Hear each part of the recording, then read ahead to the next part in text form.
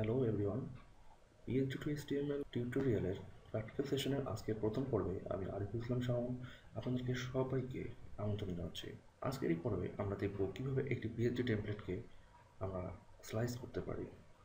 Slice অনেকে অনেকভাবে করে, তবে আমি আজকে আপনাদের কাছে কিছু শর্টকাট এবং কিছু স্পেশাল টিপস শেয়ার করবো, যে এই টিপস এবং শর্টকাটগুলো অবলম্বন করে আপনি খুব সহজেই একটি PHP টেমপ্লেটকে স্লাইস করে প্রয়োজনীয় ইমেজগুলো আলাদা আলাদা করতে পারবেন। তো চলুন আমরা দেখে নিই আমরা কীভাবে করে আমাদের PHP টেমপ্লেটটিকে স্লাইস করতে পারি। আমাদের কথা মতো আমরা প্রথম পর্বে দেখেছিলাম যে এটি আমাদের PHP টেমপ্লেট, এটি linear.com টিউটোরিয়াল থেকে সংগ্রহ করা। এটি একটি ফ্রি টেমপ্লেট। এটি আমার এই কোর্সের রিসোর্সের সঙ্গে শেয়ার করা হবে। আপনারা এখান থেকে এটিকে নিয়ে প্র্যাকটিক্যালি কাজে লাগাতে পারবেন, সমস্যা নেই। তো এই যে পিএইচডি রয়েছে এখানে, এই পুরো পিএইচডিটিকে আমরা স্লাইস করে এর প্রয়োজনীয় যে ইমেজগুলো, সেই ইমেজগুলো আমরা কাটবো। তো আসলে এখানে অনেক টেক্সট দেখা যাচ্ছে, এখানে ইমেজ দেখা যাচ্ছে, যেমন এখানে লগো, এখানে বিভিন্ন ধরনের একটি শ্যাডো রয়েছে, এখানে ব্লগের যে ফিচার্ড ইমেজ সেটা রয়েছে, এবং আরও যেখানে দেখা যাচ্ছে যে টেক্সট শ্যাডো বা এখানে একটি নির্দিষ্ট সেকশনের জন্য ডান দিকে শ্যাডো ইউজ করা হয়েছে। তো এই জিনিসগুলো আমরা স্টেপ বাই স্টেপ স্লাইস করবো। তো অনেকে হয়তো স্লাইস করেন শুধুমাত্র ক্রপ টুল ইউজ করে। আসলে ক্রপ টুল ইউজ করে যদি শুধু স্লাইস করতে হয় এটাই না, আমি একটি অত্যন্ত সুন্দর এবং সহজ পদ্ধতি দেখাই দিব, যেটি দিয়ে আপনারা অতি সহজেই যে কোনো ইমেজকে যে কোনো সেকশন থেকে স্লাইস করতে পারবেন। চলুন প্রথম থেকে শুরু করি। প্রথমেই আমি আমাদের এই পুরো টেমপ্লেটটির যে ব্যাকগ্রাউন্ডটি রয়েছে সেই ব্যাকগ্রাউন্ডটিকে স্লাইস করতে চাই। তো এখানে দেখা যাচ্ছে একটি ফ্ল্যাট কালার, হয়তো দেখা যাচ্ছে ফ্ল্যাট কালার, হয়তো ফ্ল্যাট কালার না, এখানে একটি নয়েজ দেখা যাচ্ছে। আমরা আমাদের এই পিএইচডিটাকে জুম করলে দেখা যাবে এখানে একটি সুন্দর নয়েজ কালার রয়েছে। এই নয়েজ কালারটা আমরা একটি ছোট্ট অংশ কেটে এটিকে আমরা যখন সিএসএস দিয়ে কাজ করবো তখন এটিকে জাস্ট রিপিট করতে পারি। তো আমরা ক্রপ টুল দিয়ে এই নয়েজ কালারটিকে কেটে নিই।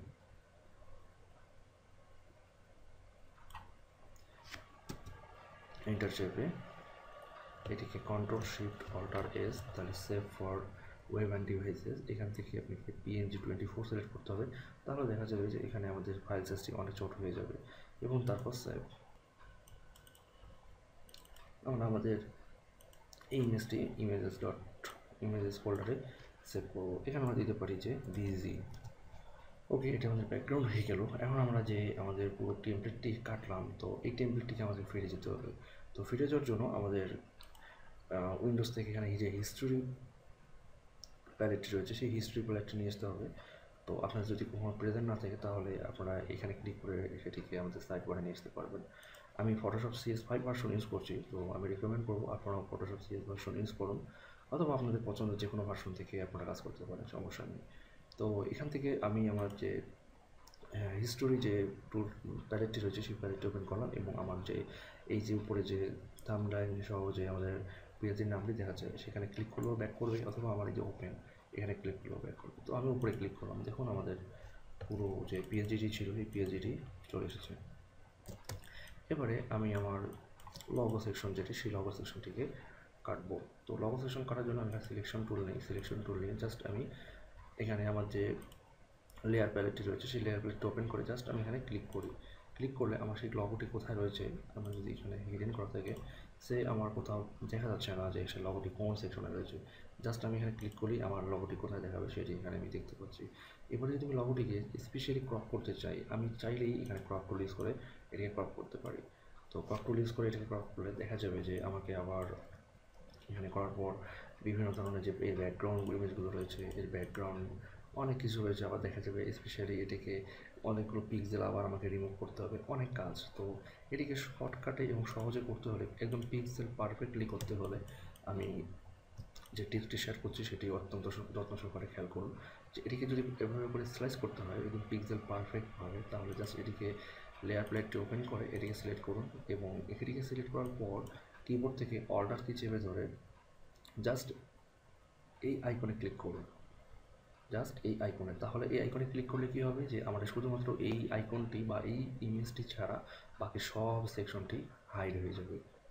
দেখুন অল্টার কি চেপে ধরে জাস্ট চোখের আইকনে ক্লিক, দেখুন সব ইমেজ বা সব লেয়ারটি আমাদের হাইড হয়ে গিয়েছে। এখন আমি চাইলেই ক্রপ টুল ইউজ করে এটাকে ক্রপ করতে পারি। তো ক্রপ টুল এখানেও ইউজ করার দরকার নেই, আমি আরেকটি টিপস শেয়ার করছি, সেটি হচ্ছে সেটি হচ্ছে ইমেজ থেকে ট্রিম।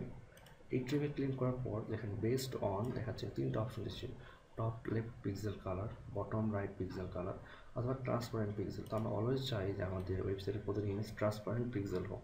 তো এখানে ট্রান্সপারেন্ট পিক্সেল সিলেক্ট করে জাস্ট ওকে। দেখুন আমাদের যে ইমেজটি রয়েছে সেই ইমেজটি একদম পিক্সেল পারফেক্টলি এটি ক্রপ হয়েছে। তো এটিকে এখন আমরা আবারও সেভ করবো, control alt shift S, save for web and ডিভাইসে, দেখবো পিএনজি ফরম্যাটে আছে কিনা এবং এটিকে সেভ করবো লোগো নাম দিয়ে। ওকে, তাহলে আবার আমরা হিস্টোরি প্যালেট ইউজ করে এটিকে ফিরে আসি। তো এখন আমাদের যে আরেকটি আইকন সেটি হচ্ছে এই আইকনটি, এটিকে সিলেক্ট করি, হিস্টোরি আমাদের লেয়ার প্যালেট ওপেন করে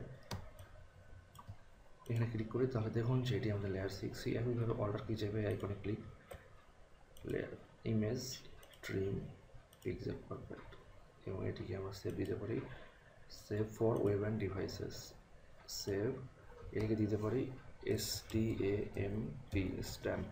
আমরা হিস্টোরি টুল ইউজ করে আবারও ব্যাক করি। এবারে আমাদের যে এখানে কোটেশন সেকশনটি রয়েছে এই কোটেশন সেকশনটিকে আমরা ক্রপ করব। তো এটি যদিও একটি ব্যাকগ্রাউন্ড ইমেজ এবং এই ব্যাকগ্রাউন্ড ইমেজটি CSS ইউজ করে দেওয়া পসিবল নয়, তো এই জন্য আমরা টোটালটিকে একটি ইমেজ হিসেবে কপি করছি।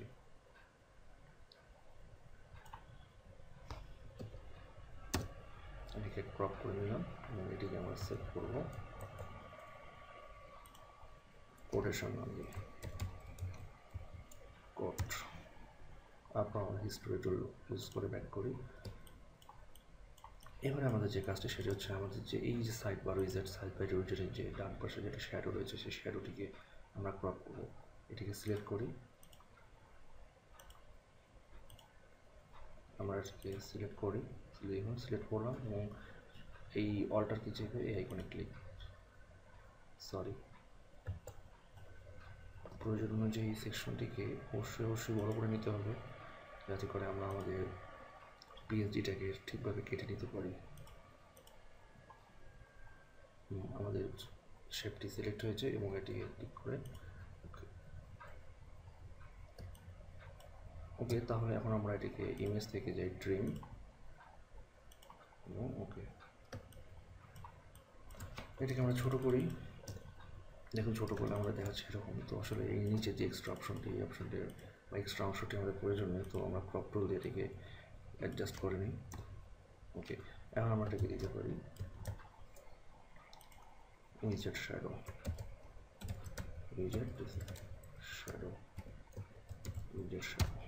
ওকে, উইজার্ড শ্যাডো দিলাম আমরা এখানে। আবার আমরা ব্যাক করি।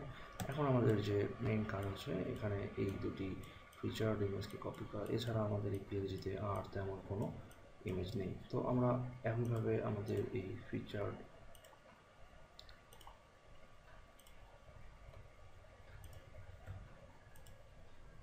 ট্রিম এটিকে আমরা দিতে পারি, আমি এই সেকশনটির নাম দিয়ে আসি, এটা হচ্ছে স্পকেট।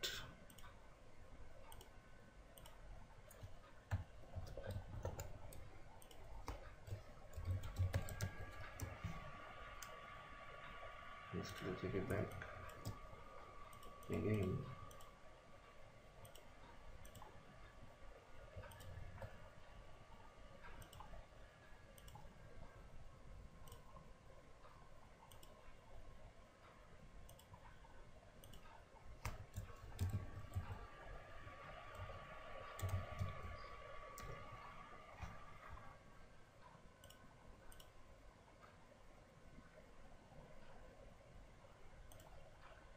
আমরা অবশ্যই সঠিকভাবে স্পেলিং করব।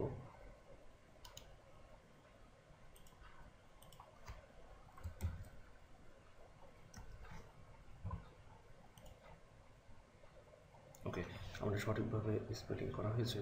আর আমাদের এই পিএইচডিতে আর তেমন কোনো ইমেজ নেই। আসলে এখানে পিএইচডি থেকে স্লাইসিং করা বলতে অনেকে হয়তো বুঝে থাকতে পারেন যে অনেক অনেক অনেক ইমেজ, আসলে অনেক ইমেজ না, আপনি মূলত হাতে করা বা গুটি কয়েক ইমেজই এখানে স্লাইস করতে পারবেন বা স্লাইস করার প্রয়োজন পড়বে। সো আসলে যতটুকু প্রয়োজন ততটুকুই স্লাইস করতে হবে। আর এর চেয়ে বেশি কিছু স্লাইস করার নেই। বাকি যা কিছু এখানে দেখতে পাচ্ছেন সবগুলো টেক্সট এবং সিএসএস এর জাদু বলা চলে। তো আমরা সিএসএস ট্রিক্স অবলম্বন করে এবং আমরা নেক্সট পর্বে আমাদের HTML মার্কআপ ডিজাইন করে আমরা আস্তে আস্তে এই পুরো টেমপ্লেটটিকে আমাদের এই যে পিএইচডি স্যাম্পল দেখতে পাচ্ছেন সামনে, সেই পিএইচডির মতো করে পুরোটিকে ডিজাইন করে ফেলবো।